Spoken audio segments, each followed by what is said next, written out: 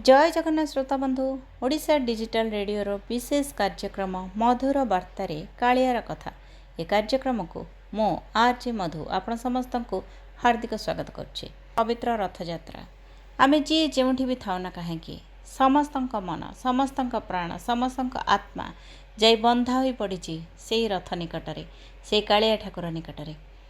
तेबे Odisha digital radio प्रतिदिन आपण पाई नहीं आसी एक नुआ नुआ भक्ति भरा कहानी आज मु आपण मन पाई नहीं आसी एक भावप्रवण जगन्नाथ कहानी जो कहानीर शीर्षक होची कालियार डाक।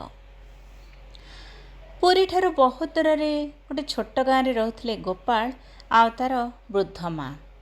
घरर अवस्था से भल नाथिला।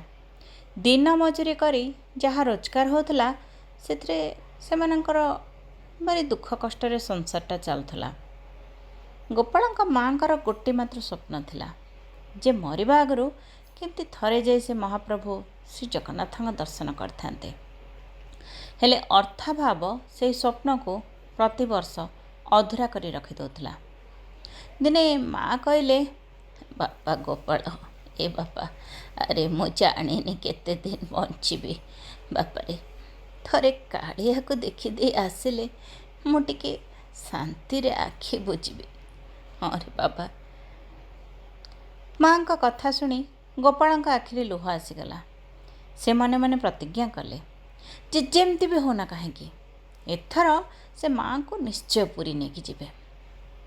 तापर दिन ठारू से दिन राति परिश्रम करने को आरंभ कले। खाइबा भी कम करदेले। नुआ नुआ लुगा भी किणलेनी। टंका टंका करी संचय करने को लगिले।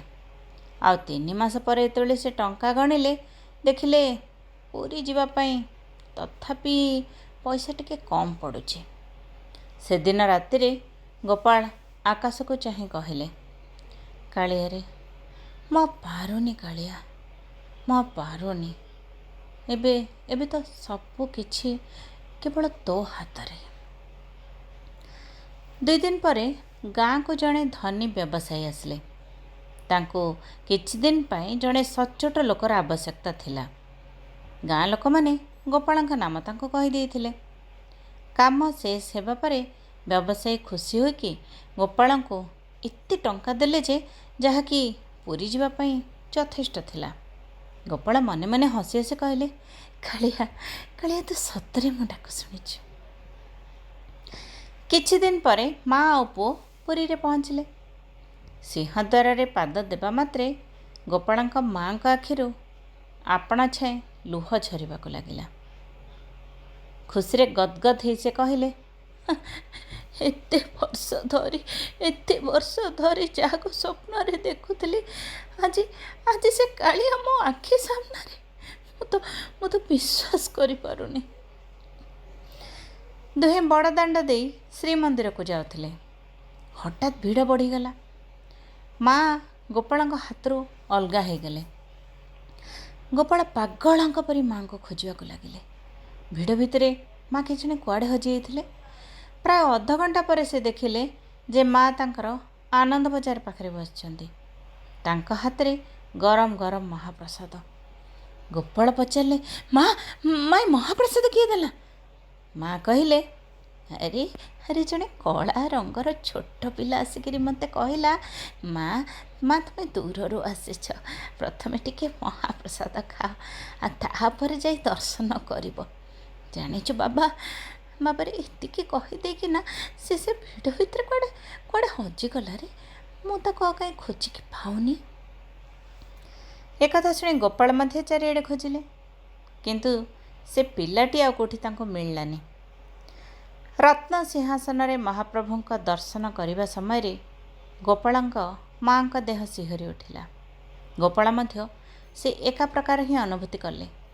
से मानक लगिला जे महाप्रभु का मुहरे से छोट पिलार हसटा झलसी उठुछि। गोपाल बुझीगले जे भक्तर डाक शुणी महाप्रभु केबे ना केबे कौनसी ना कौनसी रूप में निश्चय आसंती। फेरला बेले गोपाल माँ केवल गोटे कथा ही कहले बापारे पुरी को आमे कालिबा को देखा को आसथिलु हेले हेले कालिया କାଳିଆ ତ ଆମକୁ ଦେଖିବା ପାଇଁ ଆଗରୁ ହିଁ ଅପେକ୍ଷା କରି ବସିଥିଲା। ଅରେ ବାବା, ସେ ତ ଆମକୁ ଜଗିଥିଲା ରେ। ତେବେ ଗୋପାଳ ଆଉ ତାଙ୍କ ମାଆଙ୍କର ବିଶ୍ୱାସ ଦେଖନ୍ତୁ। ଯେଉଁ କାଳିଆକୁ ଦେଖିବା ପାଇଁ ସେମାନେ ଏତେ ସଞ୍ଚୟ କରି, ଏତେ କଷ୍ଟ କରି, ଏତେ ଦୂରରୁ ଛୁଟି ଆସିଥିଲେ, ସେ କାଳିଆ ତାଙ୍କ ପେଟର କଥା ବୁଝି, ତାଙ୍କ ମନର କଥା ବୁଝି, ତାଙ୍କ ପେଟ ଭରିବା ସହିତ ଦର୍ଶନ ଦେଇ ତାଙ୍କ ମନ ମଧ୍ୟ ଭରି ଦେଇଥିଲା। ଏଇଟାକୁ କହନ୍ତି କାଳିଆର ଡକା। ଆମେ ତ ସବୁବେଳେ କାଳିଆକୁ ଡାକୁଛେ, ହେଲେ ପ୍ରକୃତରେ କୁହାଯାଏ ନା, ଆପଣଙ୍କ ପାଖରେ ଟଙ୍କା ଥାଉ, ପଇସା ଥାଉ, ଯେତେ ସୁବିଧା ଥାଉ, ସାଧନ ଥାଉ, କିନ୍ତୁ କାଳିଆ ଯଦି ନ ଡାକିବ ତେବେ ତା ଦର୍ଶନ ଜମାରୁ ମିଳିବ ନାହିଁ। ତେବେ କାଳିଆର ଡୋରି ପାଇବା ପାଇଁ ସବୁବେଳେ ତା ଉପରେ ବିଶ୍ୱାସ ରଖନ୍ତୁ। ନିଜ ମନକୁ ତା ସହିତ ଏକ ଅଦୃଶ୍ୟ ଡୋରିରେ ବାନ୍ଧି ରଖନ୍ତୁ। ତା ଡାକ ନିଶ୍ଚୟ ଆପଣମାନଙ୍କୁ ଶୁଭିବ।